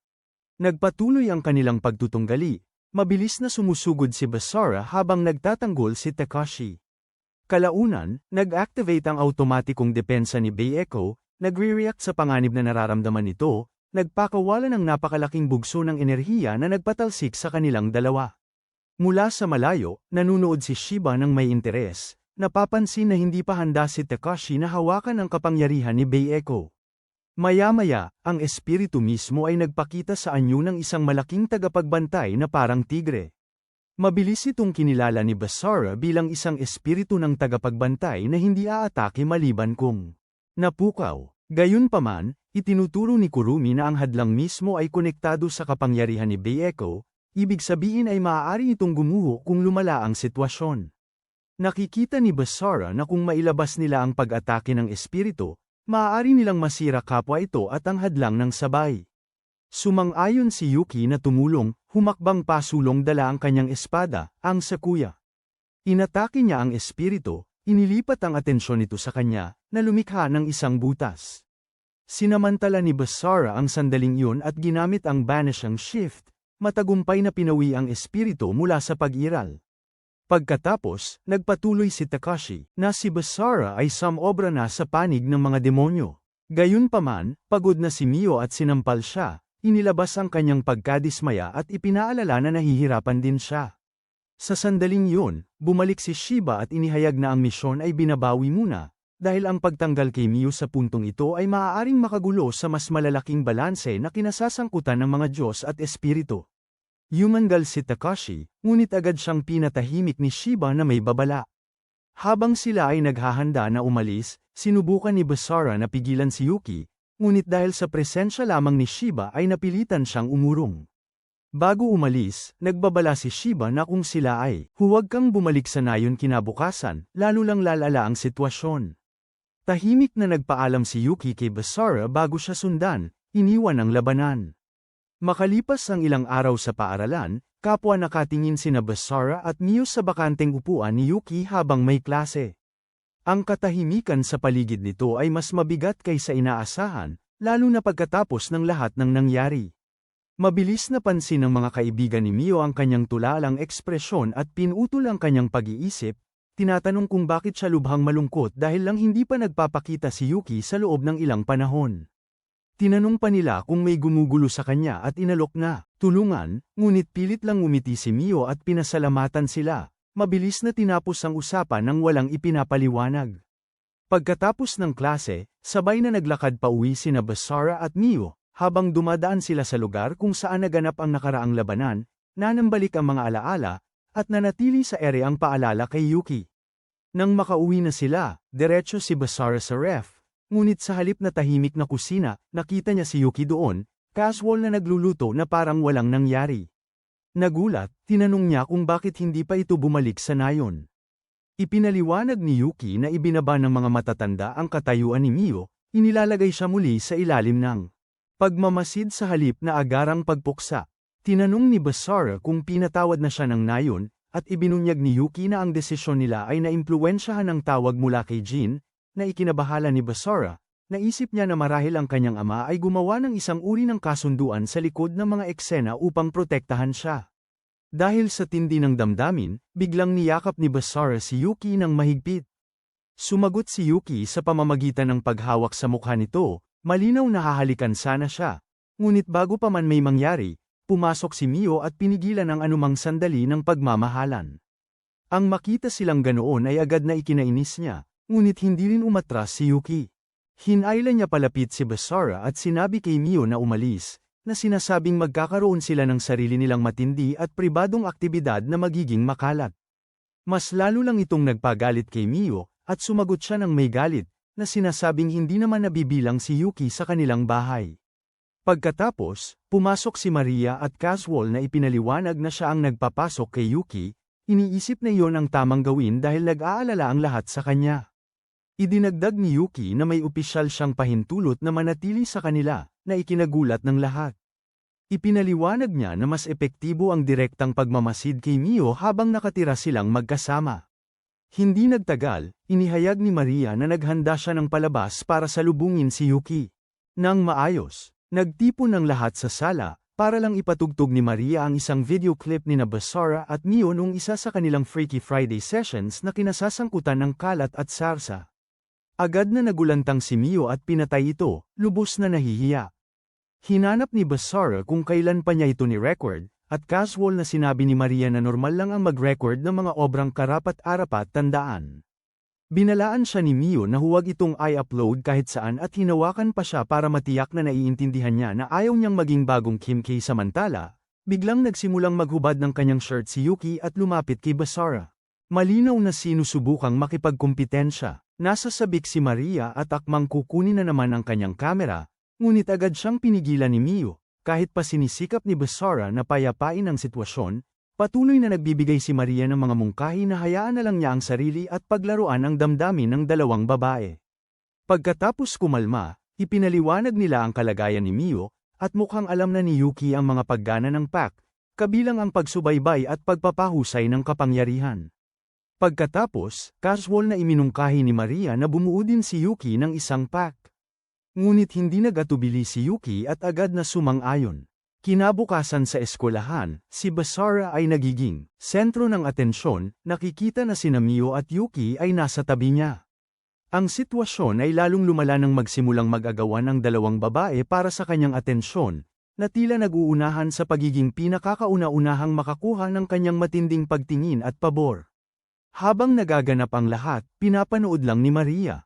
Biglang may narinig si Maria na kakaibang boses na nagsasabi sa kanya na magkita sila sa likod ng paaralan, at tahimik siyang sumang-ayon. Maya-maya, habang nagpapalit, hindi maiwasan ni Yuki na ihambing ang sarili niya kay Mio sa usapin ng kanilang pisikal na katangian, habang naaalala kung paano sinabi sa kanya ni Maria na hindi mahalaga ang laki. Napansin ni Mio ang kanyang ekspresyon, ngunit ipinagsawalang bahala lang ito ni Yuki at sabi niya, inaabangan niya ang ritual ng pangkat bago umalis. Bumalik sa klase, nagpalit ng damit si Basara nang mapansin ni Yadiko ang mga peklat sa kanyang katawan at tinanong ang tungkol dito. Ipinagkibit balikat ito ni Basara, sinabing may mga bagay na hindi na kailangan pang gumaling. Pagkatapos ay napansin niya si Maria na palakad-lakad sa eskwelahan ng kainahinala at hiniling kay Yadiko na pagtakpan siya bago umalis para hanapin ito. Napunta si Maria sa kanyang silid-aralan at malapit nang guluhin ang kanyang mesa nang mahuli at pigilan siya ni Basara. Sabi niya, iniisip lang daw niya ang paglalagay ng spell na magdulot ng matinding kagalakan o pagkabighani sa sinumang babae kapag malapit sa kanyang mesa. Pagkatapos, iminungkahi niya na tingnan si Mio, sinabing maaaring nasa panganib ito at inihila si Basara kasama niya. Patungo sila sa palikuran ng mga babae, kung saan iginiit ni Maria na dapat nitong inspeksyunin ang lugar. Bigla, may naramdaman siyang kakaiba, at nagmadali silang pumunta sa rooftop, ngunit nakita lang nila ang isang magkasintahan na may sariling pinagkakaabalahan. Naiinis, inihila muli ni Maria si Basara palayo, na naiinis din sa anticlimactic na sagupaan. Sumunod, kinumbinsi niya itong tingnan ang silid palitan ng damit ng mga babae. Pagkapasok, nakita niya ang locker ni Mio at nagsimulang magkalikot, inilagay pa nga ang pantekip ni Mio na hugis speech sa ulo nito. Bigla, may narinig sila, pagbalik ng mga estudyante, at si Maria ay isiniksik si Basara sa locker upang magtago kasama niya. Sa loob ng masikip na espasyo, nagreklamo si Basara, ngunit hindi siya pinansin ni Maria. Sa kalaunan ay binuksan ni Mio ang locker at lubos siyang nagulat nang makita ang kanilang dalawa sa loob. Agad niya itong isinara muli at pinaalis ang kanyang mga kaibigan bago sila harapin. Binigyan niya sila ng maikling bilang para lumabas, at nagmamadali silang lumabas at humingi ng tawad. Ngunit lalo lang lumala ang sitwasyon nang banggitin ni Basara si Yuki at kung paano niya gustong humingi ng tawad dito. Nag-init muli ang ulo ni Mio, at yumandara ang kanyang sumpa. Nang bumagsak siya, sinubukan ni Basara na tulungan, ngunit hinihikayat siya ni Maria na kumilos agad. Dinala nila si Mio sa banyo, kung saan tinulungan niyang muling pakalmayan ang kalagayan nito, gamit ang tongue twister 5,000. Nang matapos ang klase, nakipagkita si Yuki kina Basara at Mio habang hinahanap nila si Maria. Nang tanungin niya kung bakit nasa paaralan si Maria, mailap nilang iniiwasan ang tanong. Pagkatapos ay hiniling ni Basara kay Yuki na ihatid si Mio sa bahay habang hinahanap niya si Maria, at pumayag ito. Habang naghahanap, nakita ni Basara si Maria na nakikipag-usap kay Yahiko at dali-daling lumapit, ngunit nawala sila sa paningin niya. Kalaunan, nakita niyang muli si Maria, at casual nitong sinabi na nagtatanong lang siya tungkol sa mga direksyon. Pagkatapos, habang naglalakad silang magkasama pauwi, biglang humiling si Maria sa kanya na hawakan ang kanyang kamay, at nang hindi masyadong nag-iisip, pumayag siya. Samantala, sa Demon Realm, ipinakita ni Zest kay Zolia ang mga kuha ng kamakailang buhay ni Mio, kabilang ang kanyang oras kasama si Basara. Napansin ni Zolia ang hindi pangkaraniwang kakayahan ni Basara at naging interesado, lalo na nang makita niyang binura nito ang magic. Nakita ang potensyal dito, nagpasya siyang oras na upang ipagpatuloy ang kanilang mga plano at inutusan si Zest na simulan ang susunod na yugto agad. Nang gabing yun, dumating si Maria na nakasuot ng kumpletong damit bilang succubus, excited para sa ritual ng kasunduan ng Panginoon at tagapaglingkod ni Basara at Yuki. Mabilis na pansin ni Basara ang kasuotan ni Yuki at tinanong kung bakit siya nakasuot ng ganoon kainit at kaseksi. Walang pag-aalinlangang umamin si Yuki na ipinagawa niya yun kay Maria dahil ayaw niyang matalo kay Mio sa anumang paraan, kaya nagpasya siyang magtodo. Sinubukan ni Basara ang lahat para manatiling kalmado at hindi masyadong tumingin, iniwas niya ang kanyang mga mata upang maiwasan ang kanyang sarili na maging spritamago. Gayunpaman, agad siyang tinawag ni Yuki at nagbanta na pagsisisihan niya ang pag-iwas niya kung patuloy niya itong iiwasan. Walang magawa, sumuko siya at tumingin. Nang maayos, nagsisimula ang ritual habang may bilog na mahika na bumubuo sa paligid nilang dalawa. Kasabay nito, lumitaw ang isang mas maliit na selyo sa kamay ni Basara, at sinabi niya kay Yuki na kumpletuhin ang proseso sa pamamagitan ng paghalik dito, ngunit tumanggi siya. Sa halip, sinabi niyang hindi siya susunod sa isang pangkaraniwang kasunduan ng amo at lingkod na ganoon. Imbes na sundin ang karaniwang paraan, inaasahan niyang gagawin ito ni Basara sa kakaibang paraan na ginawa niya kay Mio noon. Habang nagsisimulang kumupas ang bilog na mahika dahil sa pagkaantala, unti-unting nawawala ng kontrol si Yuki sa sitwasyon, kaya napilitan si Basara na lumapit at tulungang patatagin ang ritual. Ginagawa ni Basara ang magagawa niya upang hindi mabaigo ang proseso, maingat na pinipindot ang mga tamang pindutan habang pinapanood siya ni Maria at hinihikayat siyang itulak pa. Nagpapatuloy siya hanggang sa ang mahiwagang bilog sa paligid nila ay magsimulang lumiwanag ng mas matindi, hudyat na ang kasunduan ay tuluyang nagkakabisa at nagpapalakas sa kanilang dalawa. Gayunpaman, iginiit ni Maria na hindi pa sila tapos, at iminungkahi niya na dalhin ni Basara sina Yuki at Mio sa banyo upang doon ay ipagpatuloy ang pagpapalakas ng kanilang koneksyon sa pamamagitan ng pagpapaunlad ng kanilang ugnayan. Casual din niyang idinagdag na dahil magkaugnay na ngayon ang dalawang babae kay Basara, dapat nang tawagin ni Mio si Yuki sa kanyang unang pangalan. Nakakagulat, hindi gaanong nakipagtalo ang sinuman sa kanila, at sinunod nila ang ideya. Habang nangyayari ang lahat ng ito, minamasdan ni Zest ang lahat mula sa malayo, at ang panunood sa kanilang pakikipag-ugnayan ng ganoon ay kinasusuklaman niya. Hindi niya maiwasang ikumpara ang kanyang sitwasyon, nakakaramdam ng pagkabigo na naglilingkod siya sa isang taong lubos na naiiba at hindi makaranas ng isang bagay na mahiwagang katulad niyon. Kinabukasan sa eskwelahan, naglalaro ng volleyball sina Mio at Yuki, nagpapakita ng nakakagulat na pagtutulungan habang pinapanood ni Basara mula sa gilid, humanga sa kung gaano sila kagaling magkasundo. Sa isang pagkakataon, isang ligaw na bola ang halos tumama sa kanya, ngunit hamarang si Yahiko sa tamang oras upang pigilan ito. Kalaunan, binisita ni Basara ang tanggapan ng nurse, kung saan ginagamot ni Chisato ang kanyang nasugatang mga daliri. Habang ginagamot siya, sinabi niya na wala pa talaga siyang panahon upang magpahinga kamakailan. Pinayuhan niya siya na huwag masyadong pilitin ang sarili at magplano ng maaga sa halip na patuloy na mag-alala sa maaaring mangyari.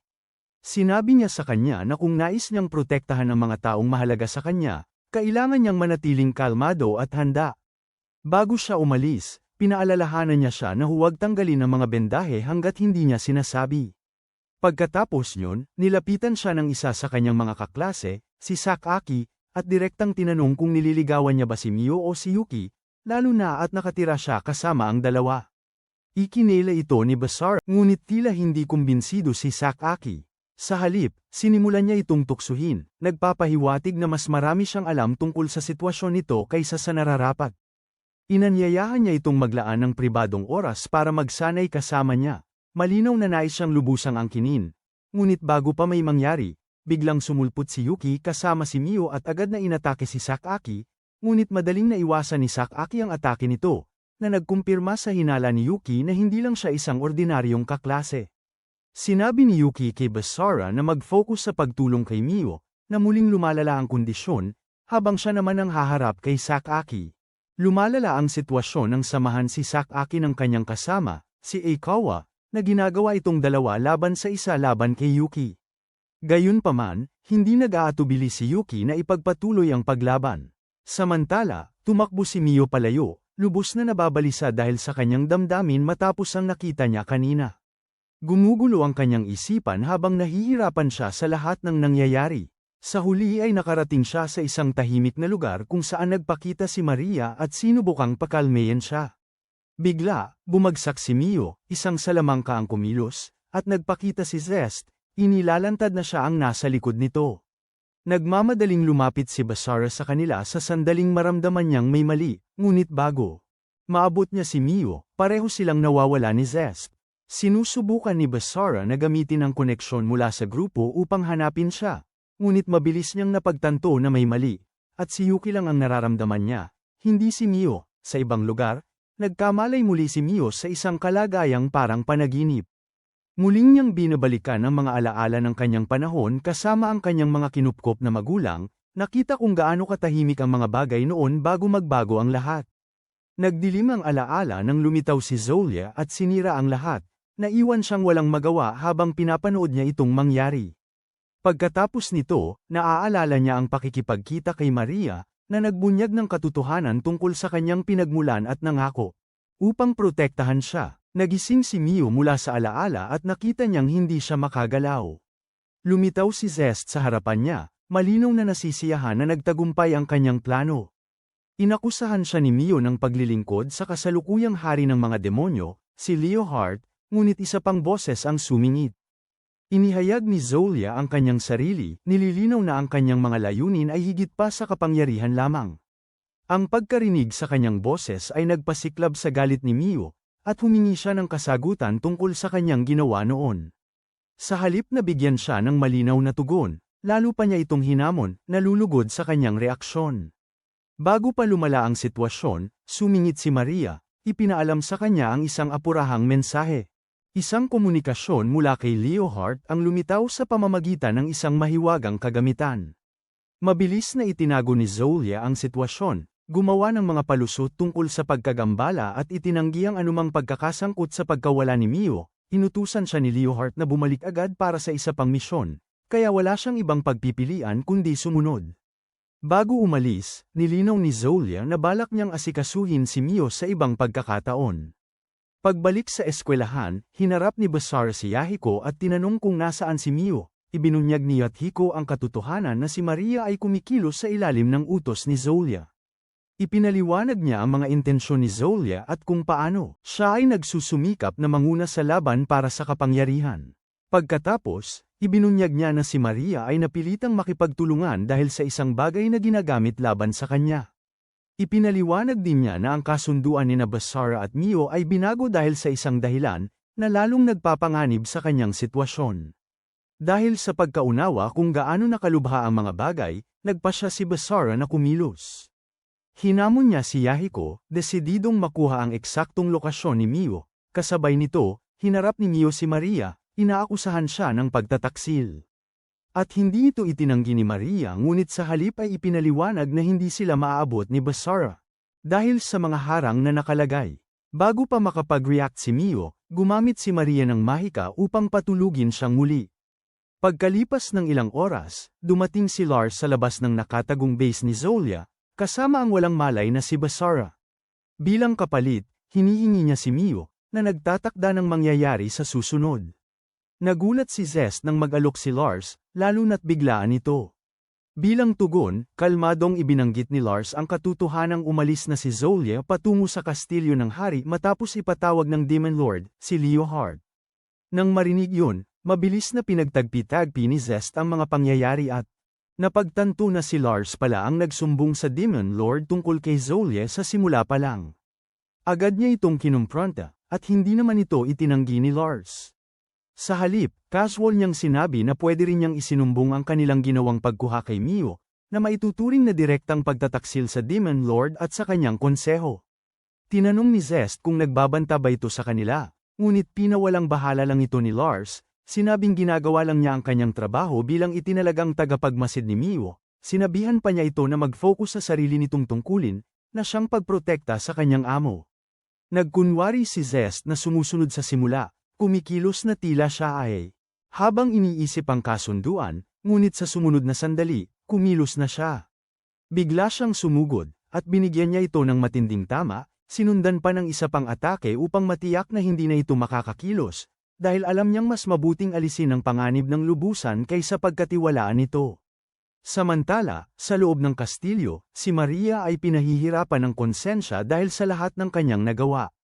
Paulit-ulit niyang naaalala ang sandali na ibinunyag ni Zolia ang sitwasyon ng kanyang ina at napilitan siyang makipagtulungan. Dahil walang ibang mapagpipilian, sumang-ayon siya noon, ngunit ngayon, ang bigat ng desisyong iyon ay bumibigat sa kanyang kalooban. Hindi nagtagal, dumating si Zest dala ang walang malay na katawan ni Basara. Sinabi niya kay Maria na nagbago ang mga plano at inutusan siyang hawakan siya ng maayos. Inutusan din niya itong gamitin ang mga kakayahan niya para kontrolin siya, nilinaw na hindi maaaring makialam si Basara. Nang tuluyang magising si Basara, agad niyang naramdaman si Mio sa malapit. Gayunpaman, mabilis niyang napagtanto na hindi siya makakilos at tila nakakabit sa kama. Pumasok si Maria sa silid pagkatapos nito, kinumpirmang nasa loob sila ng mansyon ni Zolia. Lumapit siya sa kanya at sinimulang subukang libangin siya. Ngunit pinigilan siya ni Basara sa pagbanggit sa ina nito. Inalok niyang tulungan siya sa halip na lumaban, sinusubukang ipaalala sa kanya na hindi niya kailangang gawin ito. Mag-isa, umiling si Maria, iginigiit na masyadong malakas si Zolia para harapin nila ng direkta, kaya niya sila pinagtaksilan sa simula pa lang. Gayunpaman, idineklara niya na gagawin niya ang kanyang tungkulin, kahit pa mga hulugan ito ng pagsapilit ng mga bagay. Isang napakalaking bilog ng mahika ang lumitaw sa itaas nila, at isang kakaibang susi ang nagkatotoo, nagbukas ng isang bagay sa loob niya. Habang nabasag ang selyo, si Maria ay nagbago tungo sa isang mas malakas, may mas buong hubog, at anyo ng isang ina. Ipinaliwanag niya na ang kakayahang ito ang nagpahintulot sa kanya na makatakas noon ng salakayin ng pamilya ni Mio, ngayon, balak niyang gamitin ito. Nang lubusan, iniaktibo niya ang kanyang kakayahang hipnotiko, pinalaya si Basara mula sa pagkakapigil sa kanya at inutusan siyang sundin ang kanyang pamumuno. Sa ilalim ng impluwensya nito, si Basara ay nagsimulang kumilos ng walang pagtutol. Ngunit habang isinasakatuparan niya ang kanyang plano, nagsimulang mamuo ang luha sa kanyang mga mata, nagpapakita kung gaano siya naguguluhan. Ang emosyonal na bitak na iyon ay sapat na. Si Basara ay kumawala mula sa kontrol, tinanggihan ng buo ang sitwasyon. Malinaw niyang sinabi sa kanya na wala siyang interes na makipaglaro, at sa halip ay nais niya itong iligtas. Agad na umatras si Maria, nagulat na hindi gumana ang kanyang kakayahan tulad ng inaasahan. Basara, ipinatawag niya ang kanyang sandata at itinanim ito sa lupa, dahilan upang umilo ito bago maglaho. Itinuro ni Maria na kung wala iyon, wala siyang laban sa kanya. Ngunit inamin ni Basara na alam niya iyon. Gayunpaman, sumulong pa rin siya, nakatuon lamang sa pag-abot sa kanya. Dumilim ang aura ni Maria habang direkta niya itong inaatake. Iniwasan niya ang sabog ng enerhiya nito ng mabilis, ngunit tumama pa rin ang kanyang pisikal na pag-atake, na naging dahilan upang bumagsak siya sa pader. Gayunpaman, hindi siya huminto. Patuloy siyang bumabangon at lumalapit sa kanya. Pinapanood mula sa gilid, si Zest ay humanga ngunit nag-alala rin na baka lumampas si Maria sa hangganan. Humanda siyang makialam, ngunit bago pa man siya, aksyon, isang biglaang atake ang sumingit dahil dumating na si Yuki. Mabilis na umiwas si Zest at nagtanong kung paano nakapasok si Yuki. Doon niya napagtanto na wala na ang harang sa paligid ng kastilyo, at marahil inalis ito ni Basara kanina gamit ang kanyang kakayahan. Hindi nag-aksaya ng oras si Yuki at agad na nakipaglaban kay Zest. Iginiit ni Zest na walang pagkakataong manalo si Yuki sa teritoryong ito, ngunit hindi na natiling iisa ang panig ng laban ng matagal. Isang bugso ng apoy ang biglang sumama sa laban, at nakisali si Mio sa kabila ng pinigilan pa siya kanina. Sinundan niya ito ng mga pag-atake ng kidlat, na pinilit si Zest. Upang patuloy na gumalaw, mabilis na pinalaya ni Yuki si Mio ng buo at ipinaliwanag ang sitwasyon tungkol sa pamilya ni Maria na ginagamit laban sa kanya. Nang matanto ang katotohanan, nagbago ang galit ni Mio. Sa halip na makaramdam ng pagtataksil, nauunawaan na niya ngayon ang mga ginawa ni Maria, at lubos siyang nakatutok sa pagtalo kay Zest. Pagkatapos, gumanti si Zest ng mas malakas na mahika, sinisikap silang lupigin, ngunit pinag-ugnay ni Mio at Yuki ang kanilang mga atake. Ang mga apoy ni Mio ay lumikha ng siwang, na nagbigay daan kay Yuki upang makapagbigay ng matinding tama. Kahit na, nagawa pa ring iwasan ni Zest na tuluyang mapabagsak.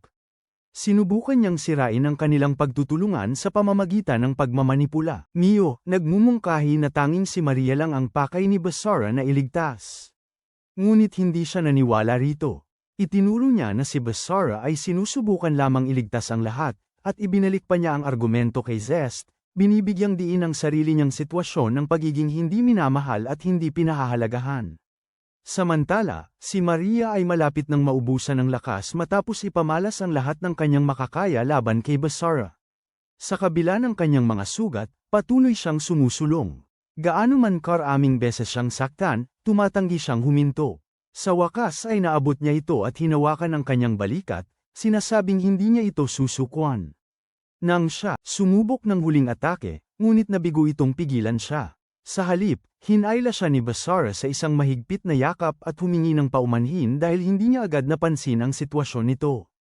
Sa ibang lugar, nagawa ni Mio at Yuki na pabagsakin si Zest at pinigilan ang kanyang pagkilos.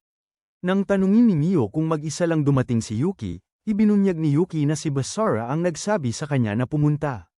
Nagpasya silang iwan muna si Zest na hindi makakilos at nagmadaling hanapin si Basara, ngunit bago pa nila siya maabutan, isang malakas na puwersa ang pumihil sa kanila sa anyo ni Zolja. Humihingi ng paumanhin si Zest sa kanyang pagkabigo, ngunit ipinawalang bahala ito ni Zolja, sinabing wala na itong saysay.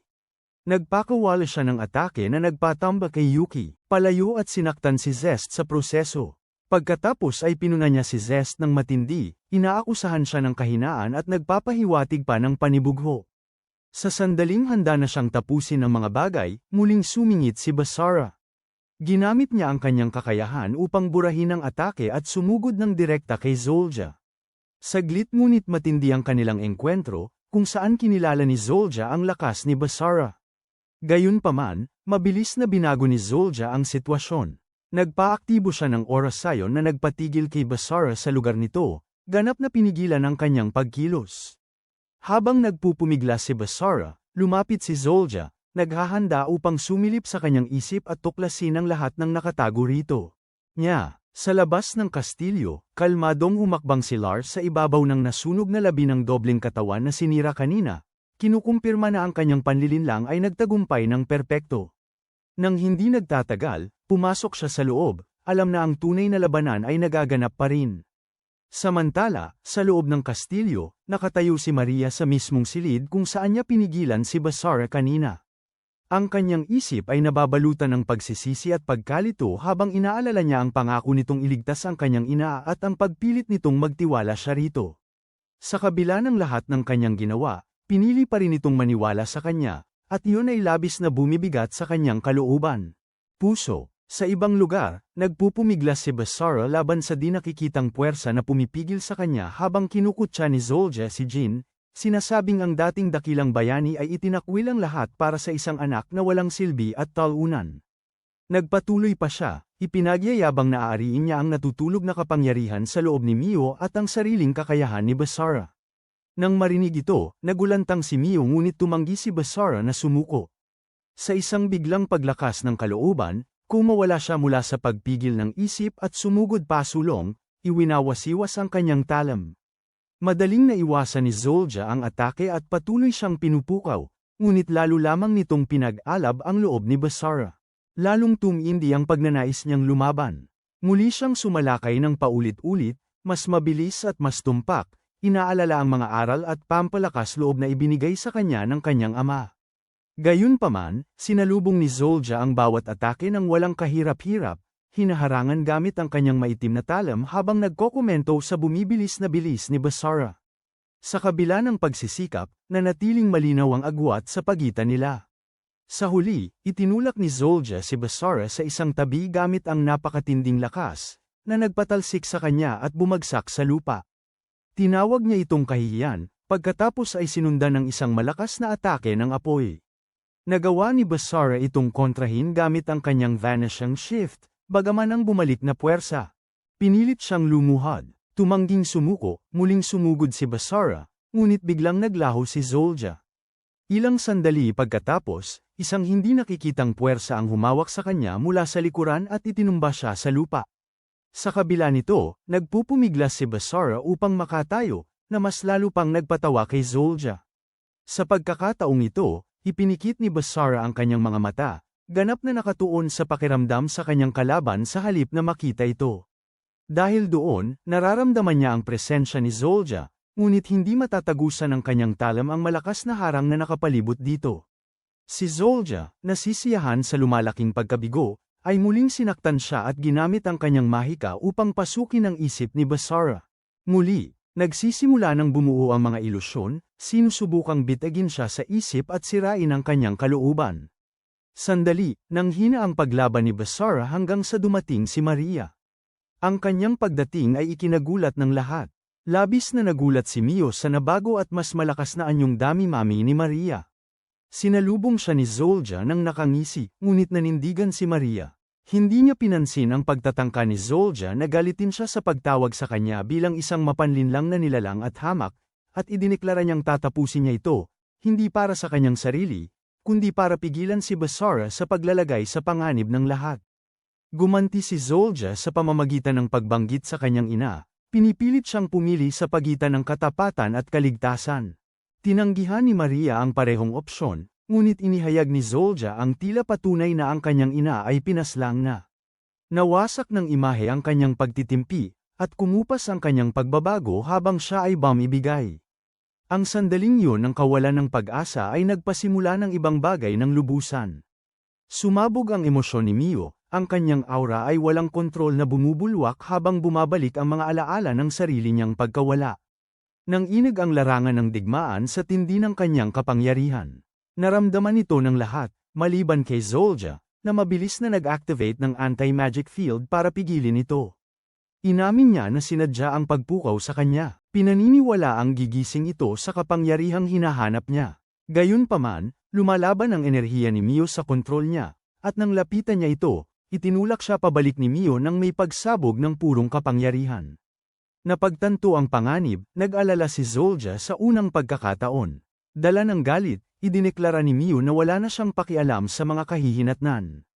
Habang nagsisimula siyang magtipon ng enerhiya para sa isang mapanirang atake, humakbang si Basara, halos hindi na makatayo.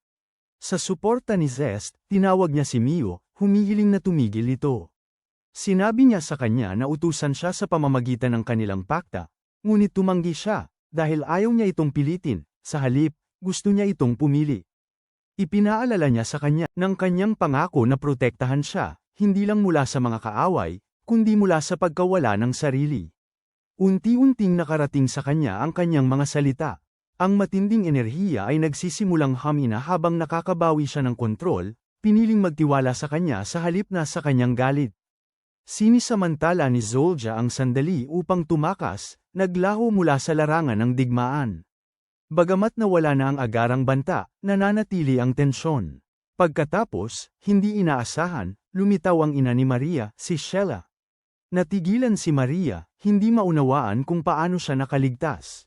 Ipinaliwanag ni Basara na tinulungan ni Lars na isayos ang kanyang pagtakas bilang bahagi ng isang kasunduan na.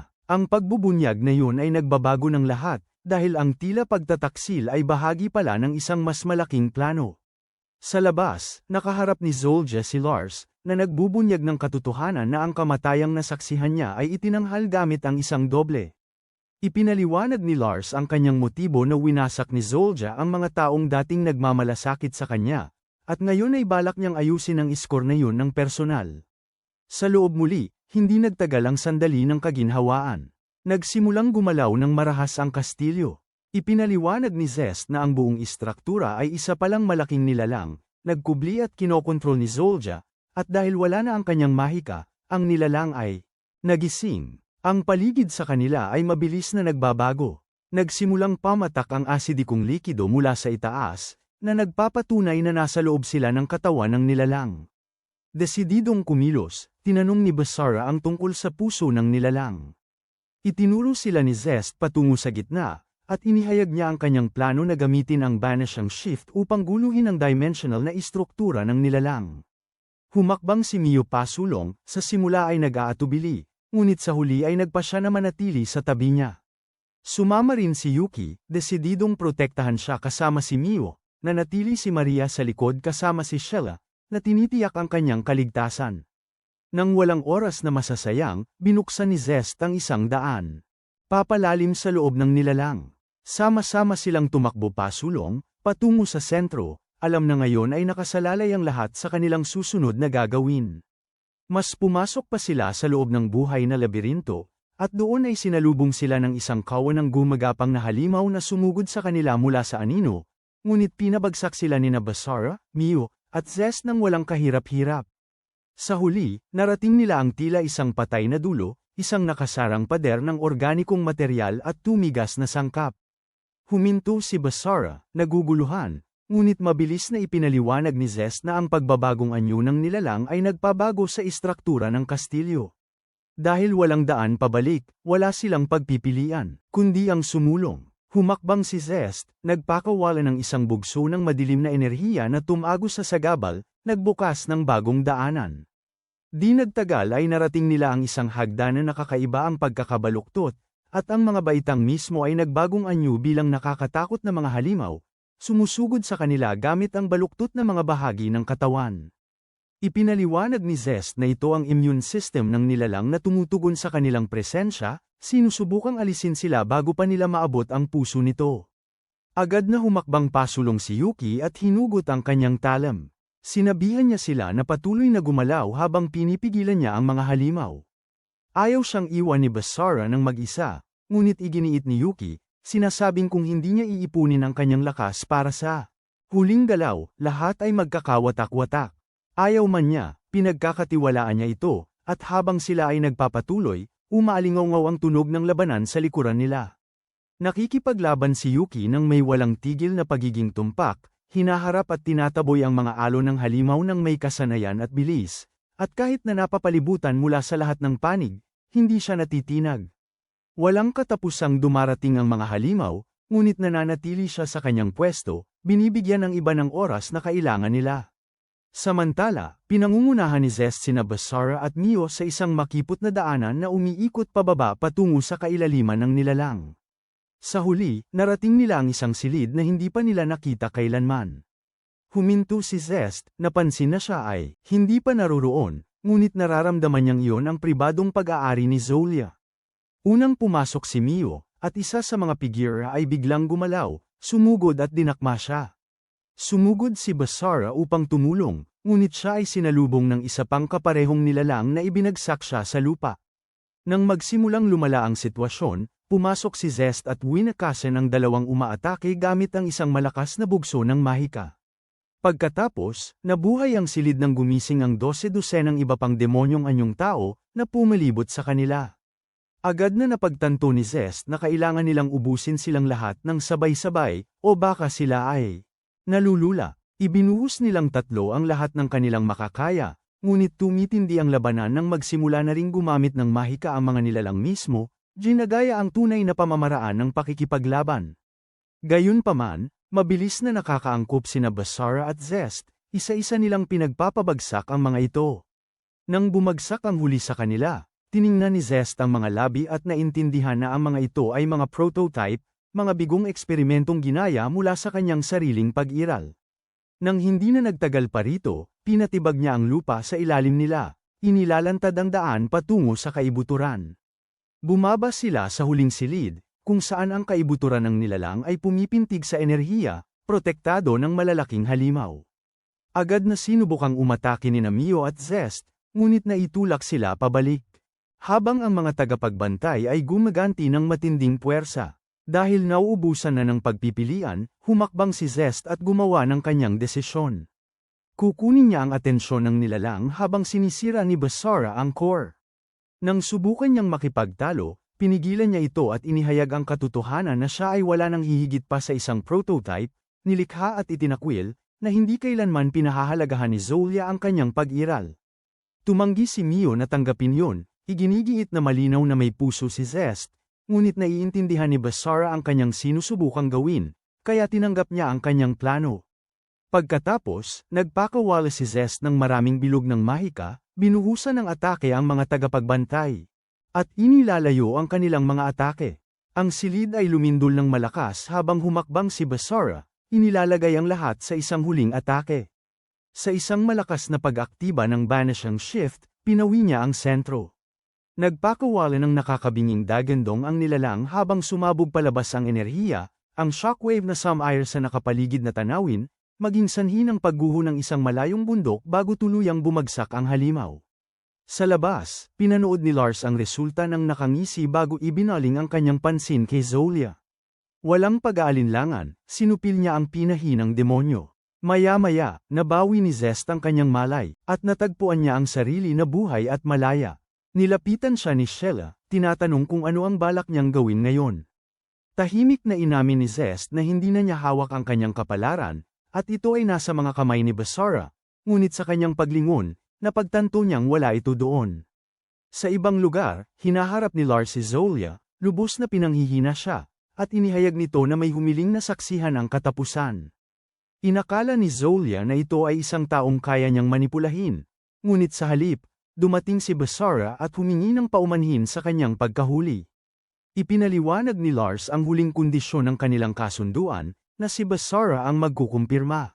Kamatayan ni Zolia, at bilang ganti, susuportahan siya ni Lars sa hinaharap.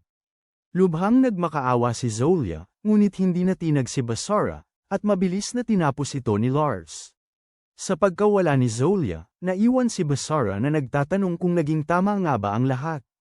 Habang nakatayo siya roon, ang benda sa kanyang daliri, na inilagay kanina ni Chisato, ay nahulog, na tanda ng pagtatapos ng labanan. Pag-uwi niya, mas tahimik ang paligid. Ipinaalam ni Yuki sa kanya na nagpapahinga sina Maria at Sheila, habang gising pa si Mio, iminungkahi ni Zest na alisin ang mga natitirang banta, ngunit tinanggihan ni Basara ang ideyang yon. Pagpili ng ibang landas para sa kanya.